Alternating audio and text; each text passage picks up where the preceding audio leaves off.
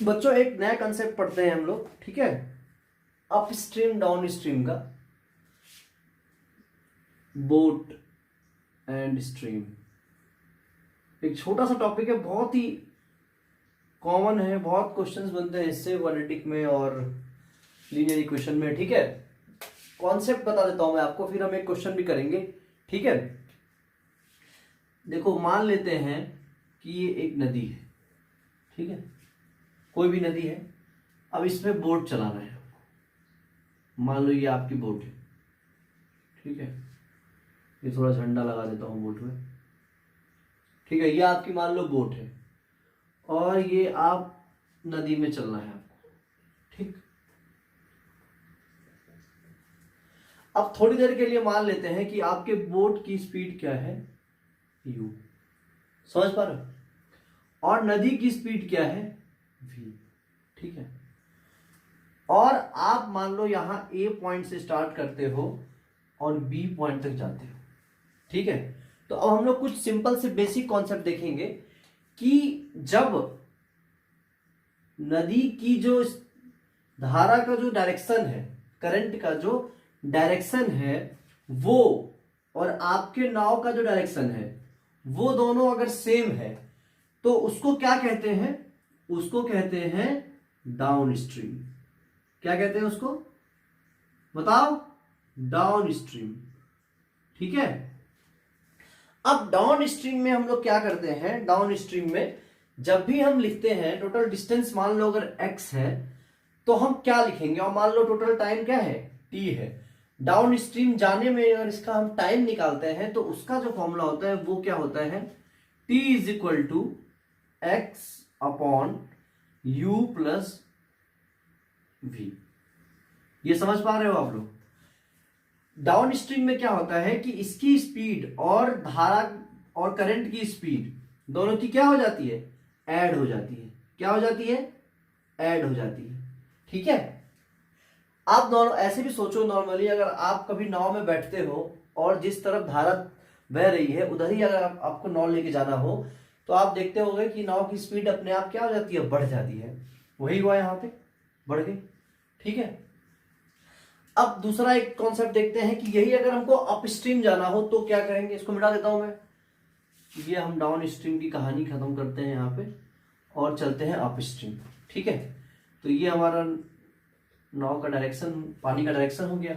अब मान लो कि पानी इधर की तरफ बह रहा है और आप हो जिद्दी, आपको जाना इधर ही है, धारा के विपरीत तैरना है, ये धारा के विपरीत अपनी नाव को ले जानी है, ठीक है।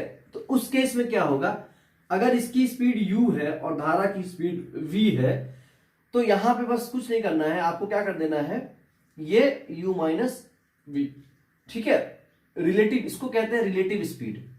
क्या कहते हैं इसको, रिलेटिव स्पीड। हालांकि टर्म को यूज नहीं करना आपको, लेकिन फिर भी मैं बता दे रहा हूं आप लोगों को कि इसको कहते हैं हम रिलेटिव स्पीड, ठीक है। और टाइम निकालने का ये फॉर्मूला होता है, total distance upon total speed. और टोटल स्पीड क्या है, मतलब रिलेटिव स्पीड क्या है, u माइनस वी, ठीक। समझ पा रहे हो। अब एक क्वेश्चन करें, एक सिंपल सा क्वेश्चन करें, चलो। देखो एक सवाल लिख दिया आपके सामने कि एक नाव है जिसकी स्पीड स्टिल वाटर में, जब वाटर नहीं बह रहा है, वाटर की कोई स्पीड नहीं है, तब उसकी स्पीड है 18 किलोमीटर पर आवर, ठीक है। और कह रहा है कि takes 1 hour more to go 24 kilometre upstream. मतलब डिस्टेंस कितना है टोटल, 24 किलोमीटर, ठीक है, upstream, then to return to downstream. मतलब अप स्ट्रीम में जाने में उसको 1 घंटा ज्यादा लगता है in comparison to downstream में उतनी ही दूरी तय करने में, ठीक है। सवाल समझ रहे हो। तो बताइए कि उसकी स्पीड कितनी है, ठीक है। फोटो बन गया दिमाग में कि वहां से चला 1 घंटे ज्यादा लगा अप स्ट्रीम में, आने में 1 घंटा कम लगा, ठीक है। तो चलो देखते हैं कैसे करेंगे। मान लेते हैं कि इसकी स्पीड क्या है, x है, धारा की स्पीड क्या है, x है। हमसे पूछ क्या रहा है, find the speed of current, शायद, हाँ ठीक है, find the speed of stream पूछ रहा है। तो मान लेते हैं कि इसकी स्पीड क्या है, x है। अब एक बात बताओ, 24 किलोमीटर जाने में इसको ज्यादा टाइम कब लग रहा है, अप स्ट्रीम में लग रहा है। ऑब्वियस सी बात है कि अप स्ट्रीम में ज्यादा टाइम लगेगा, ये तो ऑब्वियस सी बात है ना। तो अप स्ट्रीम में टाइम कितना लगेगा पहले ये सोचो।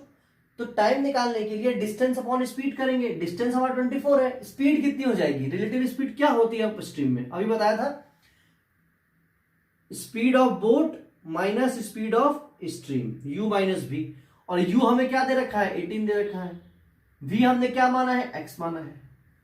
ये तो कहानी हो गई अप स्ट्रीम की। इससे 1 घंटा कम लग रहा है डाउन स्ट्रीम में। कितना लग रहा है डाउन स्ट्रीम में, तो 24 अपॉन 18 प्लस एक्स। समझ पा रहे हो। और ये डिफरेंस हमें दिया क्या, कितना है क्वेश्चन में, 1 घंटा, 1 आवर, तो इसको लिख लेते हैं 1।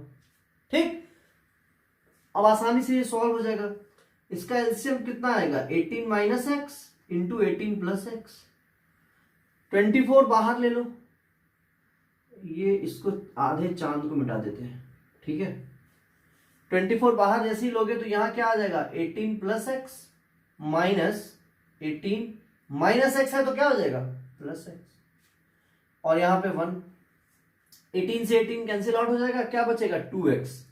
तो 24 into 2x upon 18 minus x 18 plus x is equal to 1। अब a plus b, a minus b का फॉर्मूला इसमें लगाएंगे तो नीचे कितना आ जाएगा, 24 इंटू 2 मल्टीप्लाई कर लो, कितना आ जाता है, 24 दूनी 48x। और नीचे आ जाएगा 18 का स्क्वायर कितना होता है, 324, 324 minus x square is equal to 1।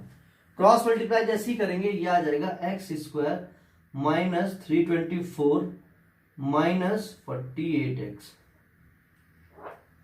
Sorry plus 48x is equal to 0।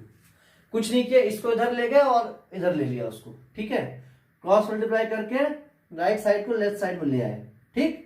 अब एक चीज देखो, यहां से हमको सॉल्व करना है, इसको पहले सही से लिख लो थोड़ा सा खूबसूरती से। तो x square plus 48x minus 324 is equal to 0। अब 324 से हमें क्या लाना है, 48 लाना है। कैसे लाएंगे बताता हूं, देखो 324 मतलब कितना, 18 का स्क्वायर होता है, 18 का स्क्वायर मतलब 18 इंटू 18 लिख सकता हूं इसको। हमें लाना कितना है वो दिमाग में चलते रहना चाहिए, 48 लाना है। तो अब 18 को फिर से ब्रेक कर लिया, कितना आ जाएगा, 9 इंटू 2, और इसको भी फिर से ब्रेक कर लिया, 9 इंटू 2। अब इस 9 को फिर ब्रेक कर लिया, 3 into 3 into 2 into 3 into 3 into 2। अब देखो ये इससे ज्यादा ब्रेक नहीं होगा, अब इससे 48 आराम से ला सकते हैं। देखो 3, ठीक है। अब देखो ये 3 3 9 दूनी 18,